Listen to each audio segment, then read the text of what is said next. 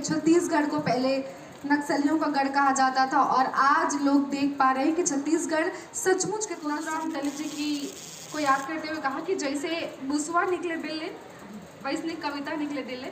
तो बिल्कुल देसी राम वर्मा जी ने बहुत अच्छी बात कही थी कि मोबाइल की पकड़ जो बढ़ रही है उससे हमारा बचपन जो है वो रंगहीन होता जा रहा है।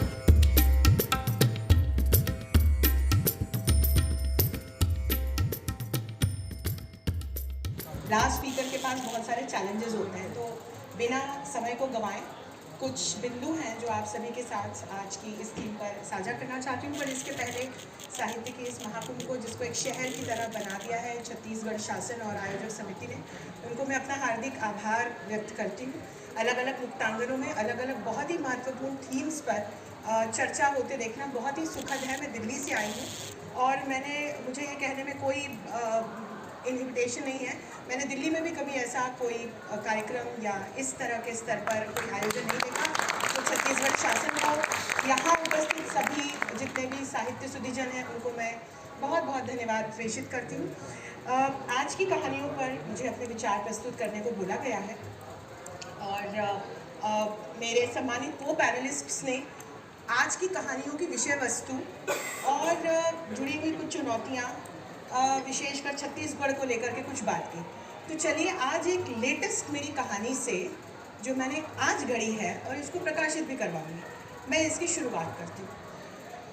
तो 2 दिन से जो भाई मुझको यहाँ से मेरे होटल और होटल से यहाँ पर लेकर के आ रहे हैं, उनका नाम श्री हेमंत साहू है। उनसे लगातार छत्तीसगढ़ को लेकर के मेरी चर्चा हो रही है क्योंकि मैं छत्तीसगढ़ को बहुत अच्छे से कभी घूम नहीं पाई और मेरे साथ दूसरे भाई श्री ओपी दहेरिया जी हैं।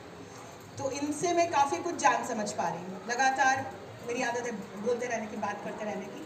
तो हेमंत जी ने मुझे कल रात को, हम यहाँ से लेट हो गए थे मनोज जोशी जी के मंचन के बाद और हम लौट रहे थे होटल की तरफ, सुनसान था। तो मुझे हेमंत जी ने बहुत ही सुंदर बात कही। उन्होंने कहा कि मैम आज तो सिर्फ हाथ में स्टीयरिंग है, पहले मेरे हाथ में स्टीयरिंग होता था और उनके हाथ में बंदूकें होती थी। तो मुझे समझ नहीं आया। आज जब सुबह कुछ कल उन्होंने अपने एनेक्डोट्स बताए, सिंगरौली में उन्होंने गाड़ी चलाई है, बस्तर में गाड़ी चलाई है, सुकमा में गाड़ी चलाई है, किस तरह से कई विस्फोटों से वो बचे हैं, और सुन कर के मैं सिहर गई थी जब उन्होंने अपने अनुभव व्यक्त किए। आज सवेरे जब मैं आई तो उनसे बहुत डिटेल में मैंने बात की। तब उन्होंने बताया कि घर वाले पहले सुकमा जाने नहीं देते थे, सिंगरौली जाने नहीं देते थे, गाड़ी चलाने के लिए मना करते थे। वे कहते थे कुछ और काम करो, और मुझे कहा जाता था, मैं जब गाड़ी चलाता था तो मेरा एक हाथ स्टीयरिंग पर होता था, दूसरा हाथ गेट पर होता था, और मुझे कहा जाता था कि आप जब भी ऐसा कुछ भी फील करें या कोई अटैक हो तो आपको सीधे दरवाज़ा खोल करके नीचे कूदना है।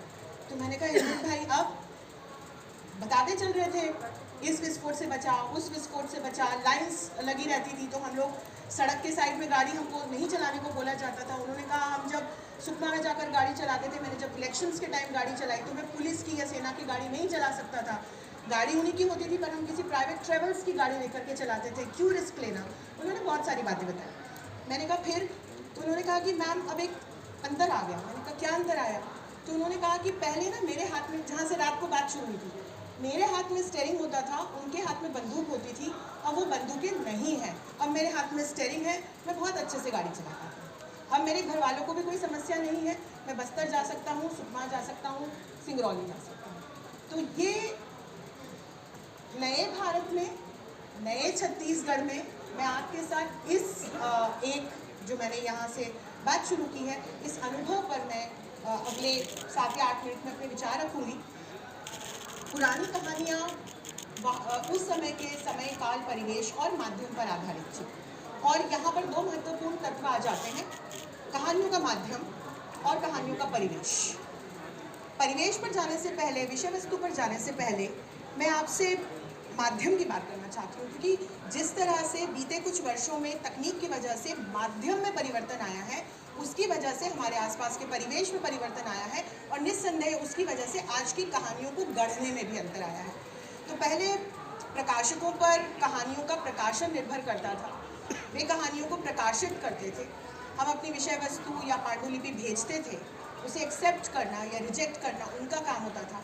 इसमें कई बार बहुत सारे राजनीतिक तत्व भी इन्वॉल्व होते थे और इन पर फिर हमारे सामने उस समय के समय काल परिवेश के हिसाब से कहानियाँ आती थी, समाज के हिसाब से। और हम कहते हैं, हम मानते हैं साहित्य कहानियाँ जो हैं वो समाज का दर्पण है। लेकिन पिछले कुछ वर्षों में जिस तरह से आधुनिक तकनीक की सहायता से हमने अपने आसपास परिवर्तन होते हुए देखा, तो अब सिर्फ आप में से मुझे बताइए कि आज कितने लोगों के पास ये समय है कि आप एक मोटी सी प्रिंटेड पुस्तक को लेकर के और उसको 2-3 घंटे या 2-3 दिनों में समाप्त कर दें। तो आज का जो माध्यम है वो ये है ना। सोशल मीडिया के प्लेटफॉर्म्स, ऑडियो फॉर्म्स में भी अगर आपको पढ़ने की सुविधा नहीं है तो आप सुन करके उसको करेंगे विजुअल फॉर्म में, पीडीएफ फॉर्म में हम कहानियों को पढ़ रहे हैं। सोशल मीडिया पर हम अलग अलग वर्ग के अनुसार कहानियों का कंटेंट देख रहे हैं।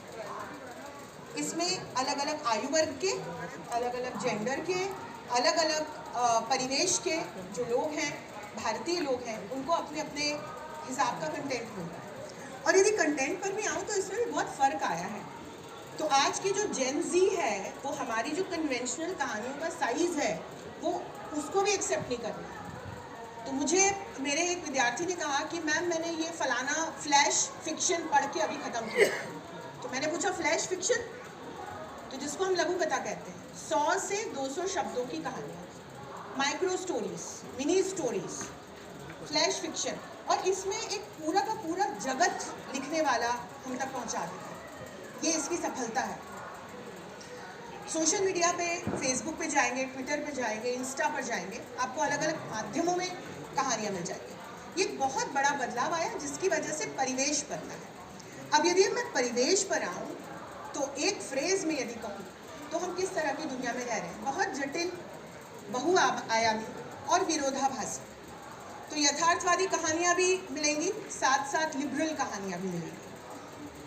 आधुनिक जीवन की जटिलताओं पर आधारित कहानियाँ भी हम पढ़ रहे हैं। तो ग्रामीण जीवन की सरलता पर, क्या ग्रामीण जीवन भी अब सरल रह गया है, यहाँ एक प्रश्न चिन्ह है। वैसी कहानियाँ भी हम पढ़ रहे हैं। साई-फाई भी पढ़ रहे हैं, वॉर स्टोरीज भी पढ़ रहे हैं, महिलाओं को लेकर के भी कहानियाँ पढ़ रहे हैं।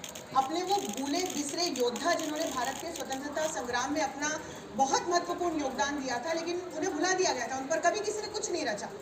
रानी अबक्का जैसे कैरेक्टर्स, रानी गाइदिन्यू जैसे कैरेक्टर्स, उन पर भी हम कहानियाँ पढ़ रहे हैं। अहिल्याबाई होलकर पर कहानियाँ पढ़ रहे हैं। हम वॉर स्टोरीज पढ़ रहे हैं।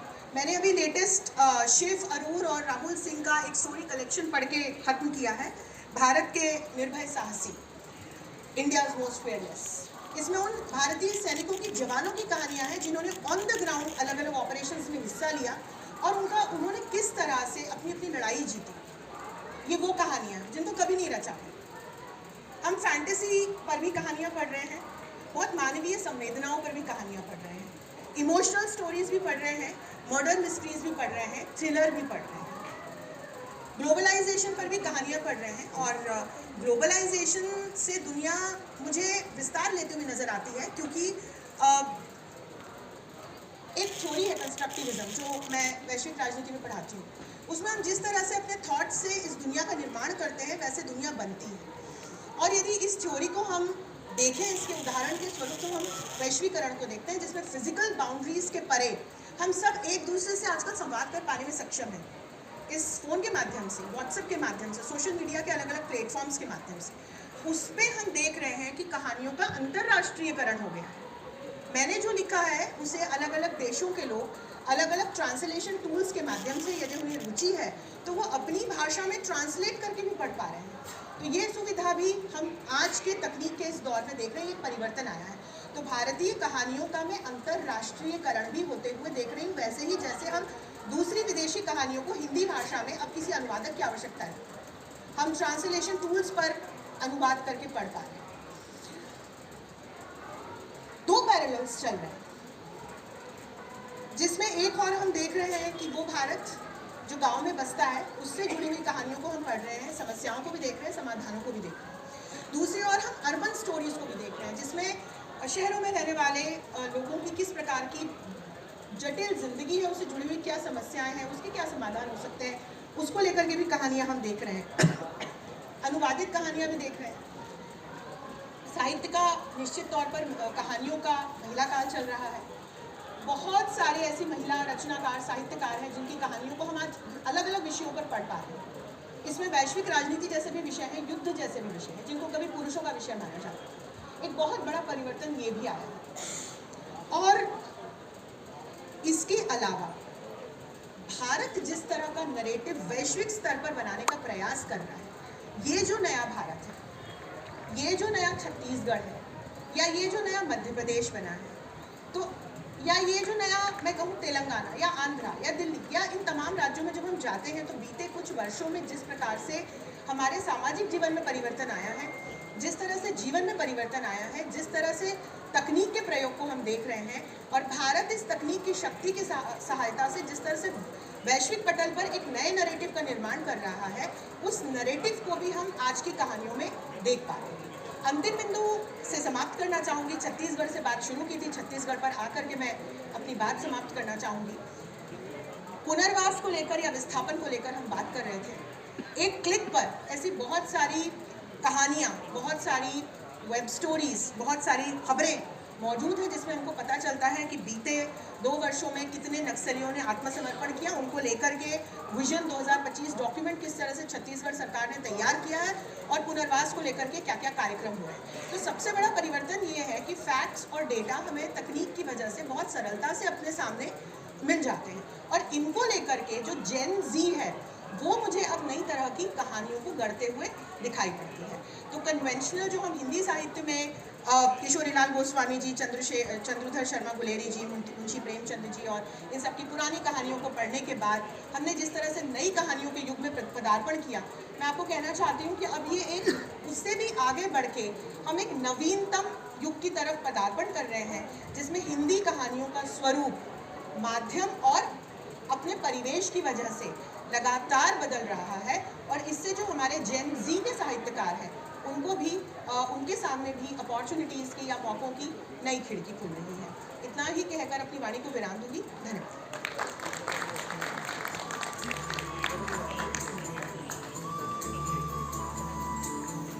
बहुत बहुत धन्यवाद मैम। और बिल्कुल संक्षेप में आपने सारी बात कह दी कि कहाँ से कैसे चल कर आया, और साथ ही आपने हमें हमारे बीच की कहानी सुनाई। वो कहानी भी हमें बहुत अच्छी लगी कि कैसे छत्तीसगढ़ को पहले नक्सलियों का गढ़ कहा जाता था, और आज लोग देख पा रहे हैं कि छत्तीसगढ़ सचमुच कितना समृद्ध है। यहाँ पर कितनी सारी लोक परंपराएं हैं, और आदिवासी कल्चर क्या होता है, और जितनी भी देश दुनिया में चीज़ें हैं, और कितना समृद्ध है ये बस्तर, कितना समृद्ध है ये छत्तीसगढ़, हम देख पा रहे हैं।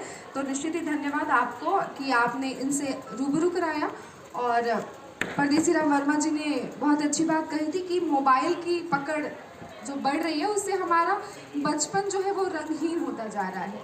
और बहुत सारे लेखक हैं जो गाँव पे लिखते हैं, बहुत सारे लोग हैं जो नगरों की चित्रकारी करते हैं। तो ऐसा उन्होंने बताया कि समय के साथ साथ जो समय में बदलाव आता है, जो ज़माने में बदलाव आता है, वो कैसे कहानियों में झलकता है। और उन्होंने कोदूराम दलित जी की को याद करते हुए कहा कि जैसे बुसवा निकले बिल्ले वैसने कविता निकले दिले। तो बिल्कुल सही बात है कि कविता जो है वो दिल से निकलती है, जो कहानियाँ जो होती है वो हम बहुत ही दिल से लिखते हैं। समय धड़कता है और समाज सांस लेता है, ऐसी बात आपने कही। आपके लिए जोरदार तालियां मैं चाहूँगी कि आप सभी बजाएं। जयश्री रॉय जी ने कहा कि 3 पीढ़ियाँ जो है अब वो एक साथ लिख रही है, और कहीं ना कहीं हम एक ही मंच पर, कहीं ना कहीं हम एक ही सोच पर आकर मिल जाते हैं। ये बहुत ही अच्छी बात है। साथ ही आपने पलायन की बात कही, आपने विस्थापन की बात कही, और आपने बताया कि कैसे आज साहित्य में स्त्री काल भी है, नए रूप को हम देख पा रहे हैं। तो आज, और ये भी आपने बहुत अच्छी बात कही कि आज चारों तरफ भीड़ है, बहुत सारे लोग हैं, हम सोशल मीडिया से, हम तमाम तरह के प्लेटफॉर्म से कनेक्टेड है, लेकिन कहीं ना कहीं आदमी खुद को अकेला पाता है और अकेलापन महसूस करता है। तो मैं चाहूँगी कि ऐसी बातों को हमारे बीच आपने रखा, इसके लिए हमारे सभी दर्शक जोरदार तालियां बजाएं। और इसके बाद आते हैं हम सतीश जायसवाल जी ने, जिन्होंने आपकी बात को आगे बढ़ाते हुए कहा कि विस्थापन सिर्फ विस्थापन नहीं है, वो पुनर्वास भी है। और जब विस्थापन होता है तो वहाँ से प्रथाओं का, परंपराओं का और संवेदनाओं का भी जो है वो विस्थापन होता है। तो बिल्कुल गहरी बात आपने कही है, और आपने साहित्य के त्रिभुज की बात की और इसके पश्चात आज के हमारे अंतिम वक्ता अंशु जी ने बहुत ही अच्छी बातें हमें बताई कि कैसे नवीनतम युग की तरफ हम पदार्पण कर रहे हैं और जेनजी के साहित्यकार जो हैं वो कैसे लिखेंगे और कैसे अपने युग को रचेंगे। तो ज़ोरदार तालियां हमारे ऐसे स्पीकर्स के लिए। और आइए अब हम आगे बढ़ते हैं और आज के हमारे अतिथियों को एक स्मृति चिन्ह हम भेंट करना चाहेंगे, ताकि जब भी वो स्मृति चिन्ह को देखें इस दिन में वो वापस पहुंच जाएं और याद करें कि इस मंच पर कितनी सार्थक चर्चा हुई थी। तो मंच पर स्मृति चिन्ह प्रदान करने के लिए मैं श्री गुलाब दत्त सेना जी, सहायक संचालक जनसंपर्क, आपको आमंत्रित करती हूँ कि आप आएँ और हमारे अतिथियों को स्मृति चिन्ह प्रदान करें।